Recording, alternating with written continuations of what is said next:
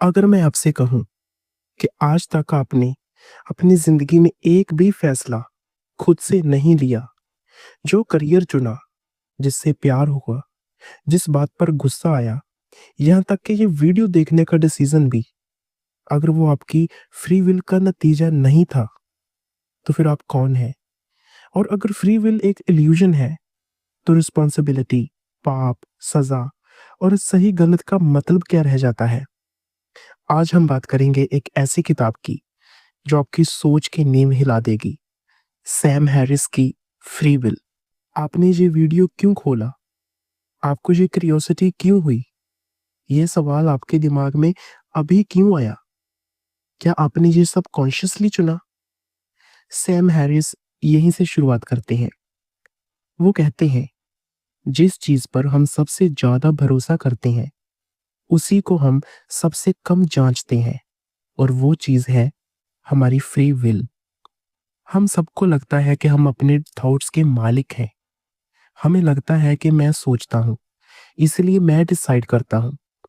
लेकिन ज़रा ईमानदारी से देखिए, अभी आपके दिमाग में जो भी ख्याल आ रहा है, क्या आपने उसे बुलाया या वो बस अपने आप आ गया? सैम हैरिस कहते हैं, थॉट्स हमारे अंदर अपीयर होते हैं, हम उन्हें क्रिएट नहीं करते। अगर आपको लगता है कि आप अपने थॉट्स चुनते हैं, तो अभी एक छोटा-सा एक्सपेरिमेंट करिए। अगले 10 सेकंड तक कोई भी थॉट मत सोचो। जैसे ही आप कोशिश करेंगे, कोई ना कोई ख्याल अपने आप आ जाएगा। यही पॉइंट है।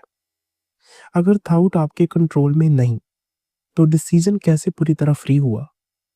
हम कहते हैं मैंने चूज़ किया, लेकिन सच ये है कि हम उस थॉट को फॉलो करते हैं जो हमें मिला और वो थॉट हमने नहीं चुना। अब ये बात सुनकर मन में रेजिस्टेंस आता है।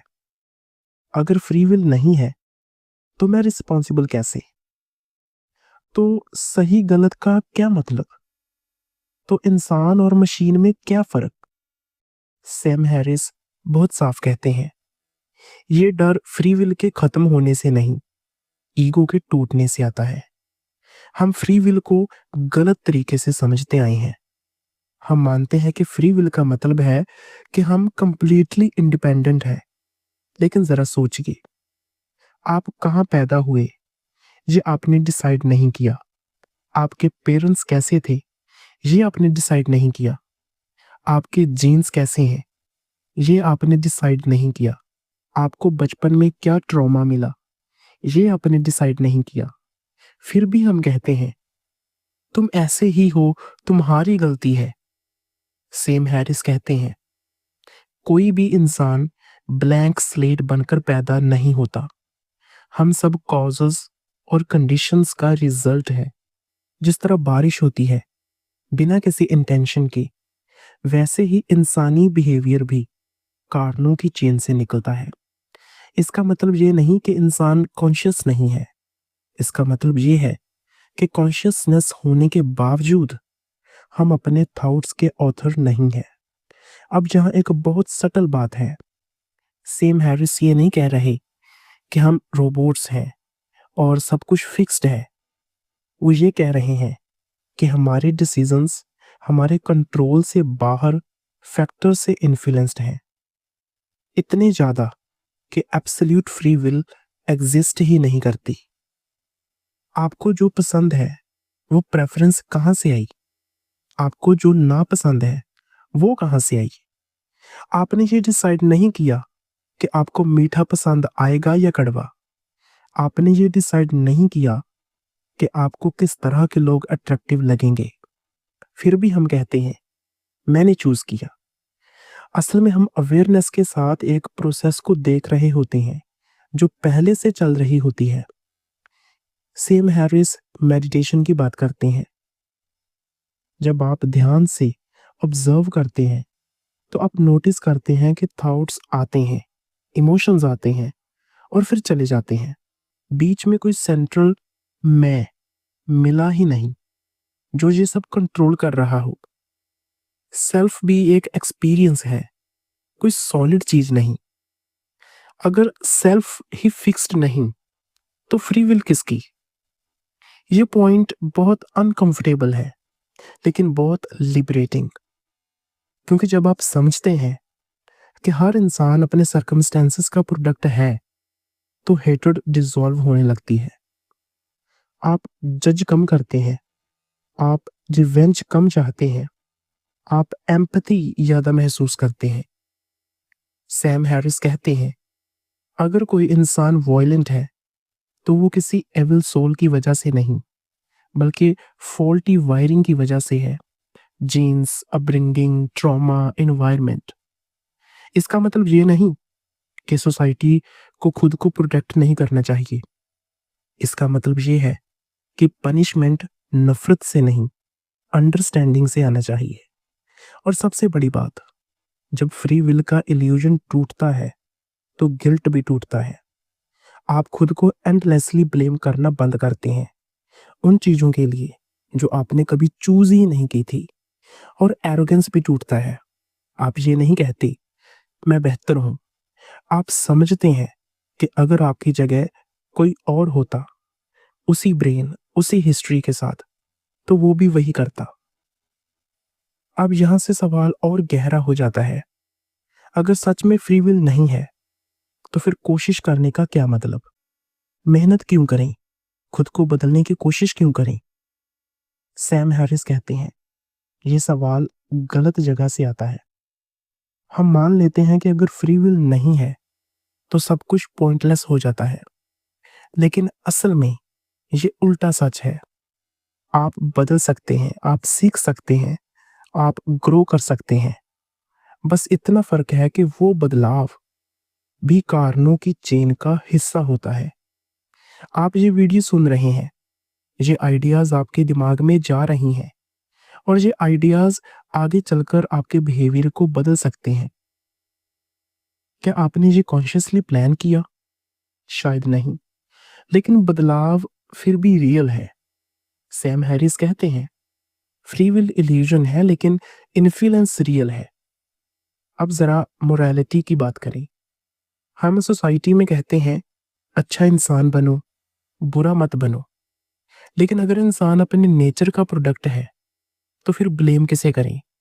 सैम हैरिस यहाँ एक बहुत स्ट्रॉन्ग बात करते हैं।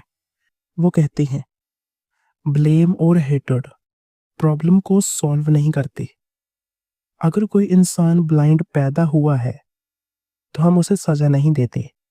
अगर किसी का ब्रेन वॉयलेंस की तरफ वायर्ड है, तो मॉरल आउटरेज से उस वायरिंग को ठीक नहीं किया जा सकता। इसका मतलब ये नहीं कि हर क्राइम एक्सक्यूज हो जाता है। इसका मतलब ये है कि जस्टिस और रिवेंज में फर्क समझना होगा। जस्टिस प्रोटेक्शन के लिए होता है, रिवेंज ईगो के लिए। फ्री विल का इल्यूजन टूटने पर आप रिवेंज छोड़ते हैं और प्रिवेंशन की तरफ बढ़ते हैं। अब जरा अपने पर्सनल लाइफ पर आए। कितनी बार आपने खुद से कहा, मुझ में ही कुछ कमी है, मैं ऐसा क्यों हूं, मैं बार बार यही गलती क्यों करता हूं? सैम हैरिस कहते हैं, सेल्फ हेटर्ड भी फ्री विल के इल्यूजन से आता है। हम सोचते हैं कि हम अलग हो सकते थे, बेटर हो सकते थे, अगर हम चाहते। लेकिन सच ये है, उस मोमेंट में आप वही कर सकते थे जो आपका ब्रेन अलाउ कर रहा था। इस रियलाइजेशन से रिस्पॉन्सिबिलिटी खत्म नहीं होती, रिस्पॉन्सिबिलिटी का फ्लेवर बदल जाता है। जब आप खुद को सुधारते हैं, खुद को मारकर नहीं, समझकर, आप अपने ट्रिगर्स ऑब्जर्व करते हैं, आप अपनी लिमिटेशंस एक्सेप्ट करते हैं, और आप बेटर सिस्टम बनाते हैं। डिसिप्लिन भी इसी तरह बदलता है। अब डिसिप्लिन सेल्फ पनिशमेंट नहीं होता, अब डिसिप्लिन होता है एनवायरनमेंट डिजाइन करना। अगर आपको पता है कि आपका माइंड कैसे काम करता है, तो आप अपने आसपास वैसा माहौल बनाते हैं जो आपको बेटर बिहेवियर की तरफ ले जाए। सैम हैरिस कहते हैं, विल पावर कोई मैजिकल चीज नहीं, ये भी ब्रेन स्टेट है, और ब्रेन स्टेट्स बदले जा सकते हैं। अब मेडिटेशन यहाँ बहुत इंपॉर्टेंट हो जाती है। मेडिटेशन का मकसद माइंड को कंट्रोल करना नहीं है। मेडिटेशन का मकसद है माइंड को देखना। जब आप थॉट्स को आते जाते देखते हैं तो आप उनसे आइडेंटिफाई करना छोड़ते हैं। आप कहते हैं ये थॉट है, मैं नहीं। और यही सेपरेशन आपको फ्रीडम देती है। आयरनी देखिए, फ्री विल नहीं होने की रियलाइजेशन आपको ज़्यादा फ्री बना देती है। आप क्रेविंग्स के गुलाम नहीं रहते, आप गुस्से के गुलाम नहीं रहते, आप ईगो के गुलाम नहीं रहते, क्योंकि अब आप जानते हैं ये सब प्रोसेस है, आप नहीं। अब रिलेशनशिप्स भी बदलते हैं। जब कोई आपको हर्ट करता है तो आप ये नहीं सोचते ये जानबूझकर ऐसा कर रहा है।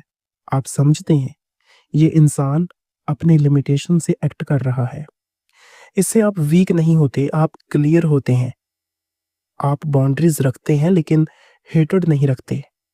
सैम हैरिस कहते हैं फ्री विल के इल्यूजन से बाहर आने पर फॉरगिवनेस आसान हो जाता है, क्योंकि आप समझते हैं लोग वही कर सकते हैं जो उनका माइंड अलाउ करता है।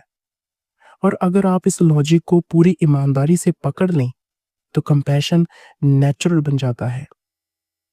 अब यहाँ आकर एक आखिरी सवाल बचता है, अगर फ्री विल एक इल्यूजन है, अगर हम अपने थॉट्स और डिजायर्स के लेखक नहीं हैं, तो फिर इस पूरी जिंदगी का मतलब क्या है? सैम हैरिस कहते हैं मतलब कहीं बाहर नहीं छुपा है, मतलब इसी समझ के अंदर है।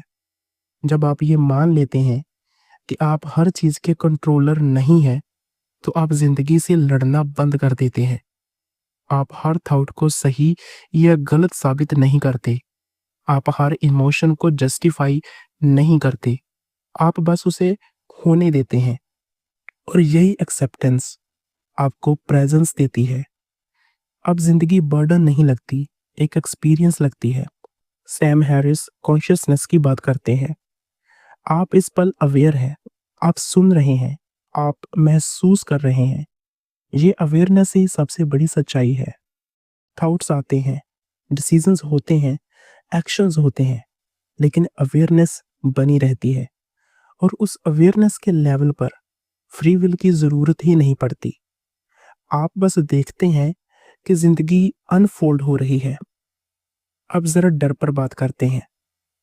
हम डरते हैं कि अगर फ्री विल नहीं है तो हम हेल्पलेस हो जाएंगे, लेकिन सैम हैरिस कहते हैं असल हेल्पलेसनेस ये मानना है कि आप हर चीज कंट्रोल कर सकते हैं। जब आप कंट्रोल छोड़ते हैं तो आप रिलैक्स करते हैं, आप प्रेजेंट रहते हैं, आप रेजिस्टेंस कम करते हैं, और यहीं से शांति आती है। अब मोरालिटी का आखिरी पॉइंट, फ्री विल के इल्यूजन के बिना भी राइट और रॉन्ग एग्जिस्ट करते हैं, लेकिन अब वो हेटेड पर बेस्ड नहीं होते, वेल बीइंग पर बेस्ड होते हैं।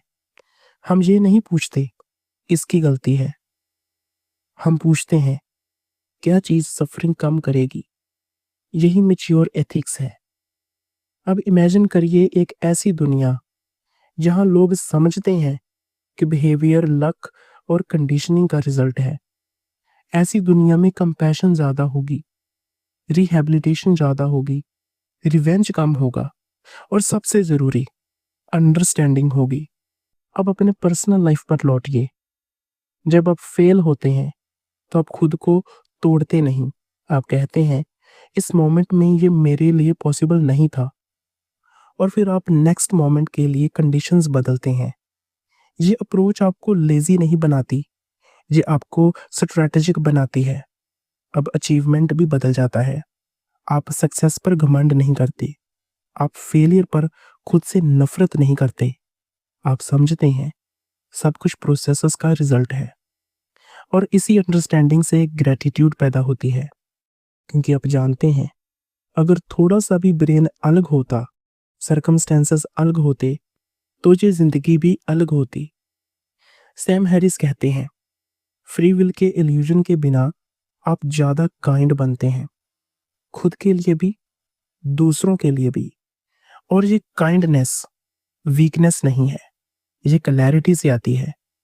अब आखिर में एक बहुत सटल लेकिन पावरफुल शिफ्ट। जब आप ये सुनते हैं कि फ्री विल नहीं है तो आप सोचते हैं कि आप कुछ खो रहे हैं, लेकिन असल में आप एक बोझ छोड़ रहे होते हैं। हर चीज़ को जस्टिफ़ाई करने का बोझ, हर गलती का गिल्ट, हर जीत का ईगो, और उसके बदले आपको मिलता है प्रेज़ेंस, कंपैशन और पीस। सैम हैरिस की ये किताब आपको होपलेस नहीं बनाती, ये आपको ऑनेस्ट बनाती है। ये कहती है, ज़िंदगी कोई टेस्ट नहीं है, जिसमें आपको परफेक्ट स्कोर करना है। ज़िंदगी एक प्रोसेस है, जिसे समझदारी से ऑब्ज़र्व करना है। और जब आप इस अंडरस्टैंडिंग के साथ जीते हैं, तो आप ज़्यादा अवेक होते हैं, ज़्यादा ग्राउंडेड होते हैं और ज़्यादा ह्यूमन होते हैं। यही है फ्री विल, एक ऐसी किताब जो आपको कंट्रोल नहीं देती, लेकिन क्लैरिटी देती है। और कभी-कभी क्लैरिटी ही सबसे बड़ी फ्रीडम होती है।